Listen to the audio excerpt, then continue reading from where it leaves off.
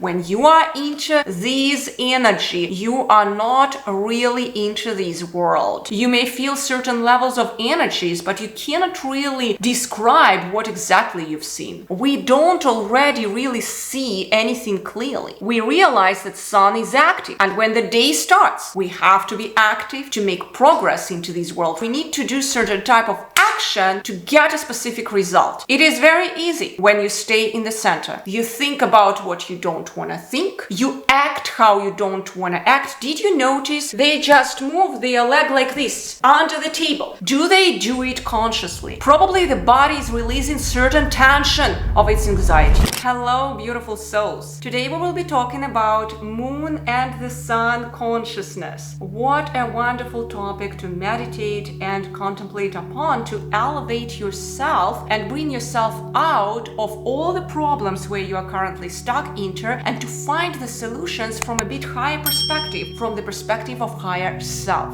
These are really highly elevated cards in the major arcana. They are already in the finish line of all the other cards. So after the sun there comes judgment, and then the world, the final cards in the major arcana sequence. So it makes sense to refer to something on a higher level, to see our situation from that higher self perspective level in a more clear way. Does it make sense? All right, let's get started. So if we go to the moon consciousness, what we shall see there? We will observe that duality, that type of silvery aspect in it. I know that my cards are expressing the gold, but when we think about the moon, we immediately connect to something from that silver, dual, non-visible aspect. And this reflects our inner world. We go to inside, we don't see everything in exact forms and shapes. We go into meditations. Those who are powerful meditators here, you many times probably observed that you don't really see shapes and forms in your meditations. You may see colors, you may feel certain levels of energies, but you cannot really describe what exactly you've seen. There may be some things which you've seen in forms, right? In part of forms. But when you go to a bit higher levels, forms disappear. Any kind of form, in fact, it was written in scriptures, is some part of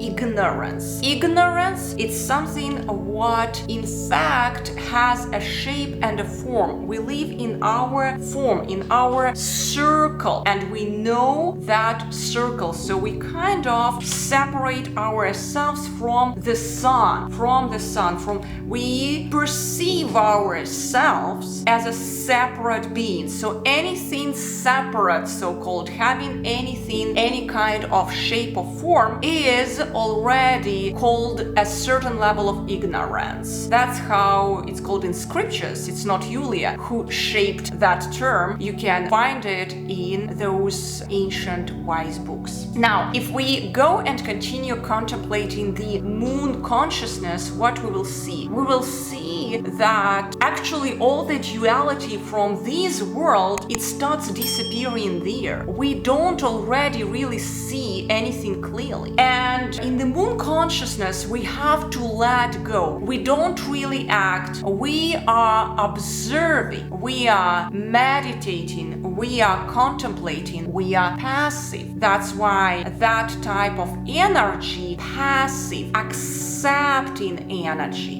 is within moon consciousness. Okay? When we go to sun consciousness and start studying the laws of the sun, we realize that sun is active. And when the day starts, we have to be active to proceed and to make progress into this world. We cannot just sit and do nothing, right? So we see that we need to do certain type of action to get a specific result. Even right now, I've done an action and there is the result, the sound, right? The sound. So the energy, the kinetic energy from here was transformed into the energy of the sound, the vibration of the sound, right? And it depends on the speed with which you do certain actions. I do it that way, this kind of sound you hear. I do it this way, you hear much louder sound. So you increase the speed, the sound is higher, is more powerful, all right? It means the impact as well is more powerful. So we have to be active into this world in order to achieve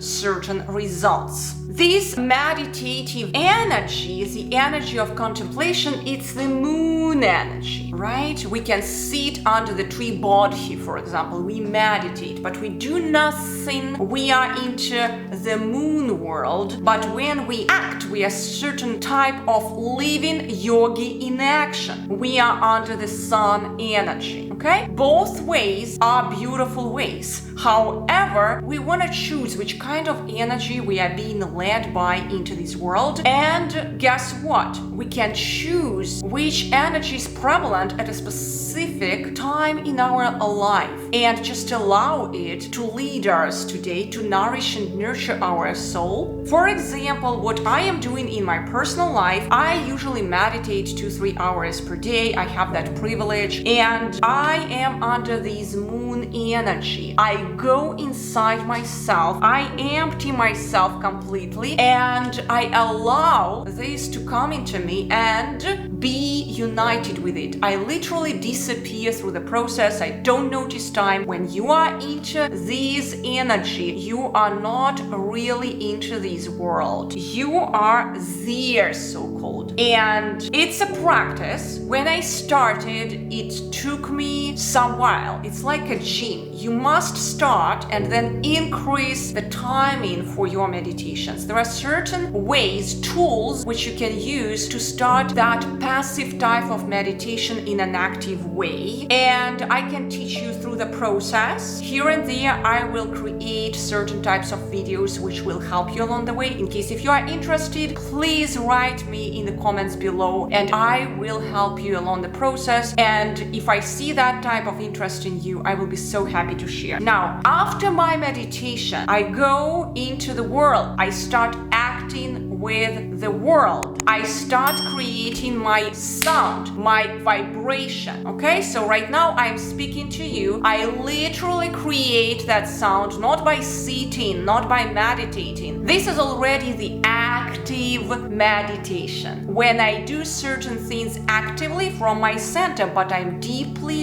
into my center, guys. I am not on the periphery of the tycoon. So that's my secret, so-called secret, which allows me to stay in the eye of a thunder and operate into this world effectively. Now, did you ever observe those powerful masters here, gurus or athletes or world winners? They master their body. They know how to handle their bodies. They actually figured out something what probably you did not. Because when you stay in the center, at minimum, you master your body. You master this apparatus. You master your motion here. It is very easy when you stay in the center. However, if you go on the periphery of this creation and your focus is there, in this circle, your focus is not in the middle, guys, but on the periphery. What's happening is you have some kind of actions like this through the body which you cannot control. There may be addictions throughout the way. There may be certain types of thoughts coming into your mind. Whatever it is, it's bringing you out to the periphery. You think about what you don't want to think. You act how you don't want to act. Did you notice many times you can observe around you, people are sitting, let's say, I love going to different places and observing people. And what I notice, people are sitting and they just, let me show you, they just move their leg like this under the table. Under the table, they move their leg that way. What does it show me? Do they do it consciously? If you are absolutely conscious about your body, how can you do it that way? Probably the body is releasing certain tension of its anxiety, okay?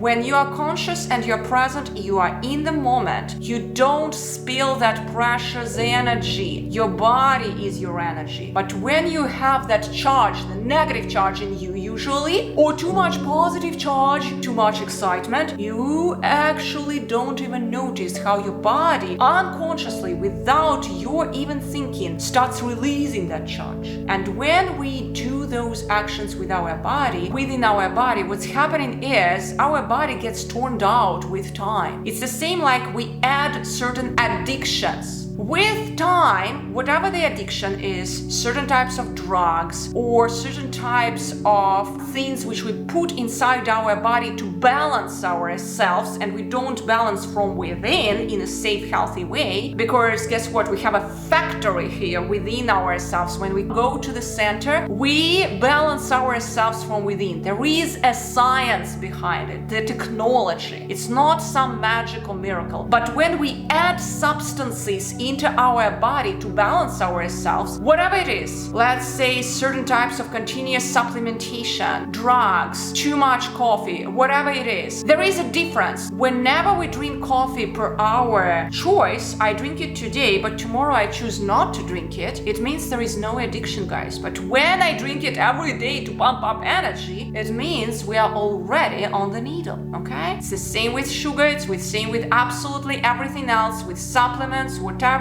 We want to get ourselves out of the needle and become conscious about our body, become that miraculous factory within ourselves. And that comes from attention which you drive into yourself to within, being led by the moon energy, and then acting from that balance in the world, led by the sun energy, okay? So this is my little secret which I use here to operate into this world and create that beautiful balance which is within me and around me today. It is in fact super easy to manage this whole body once you are in the center. All right, I hope it served you well, brought you to a certain level of contemplation. And if any questions, please write me down below in the comments. I will be so happy to address them.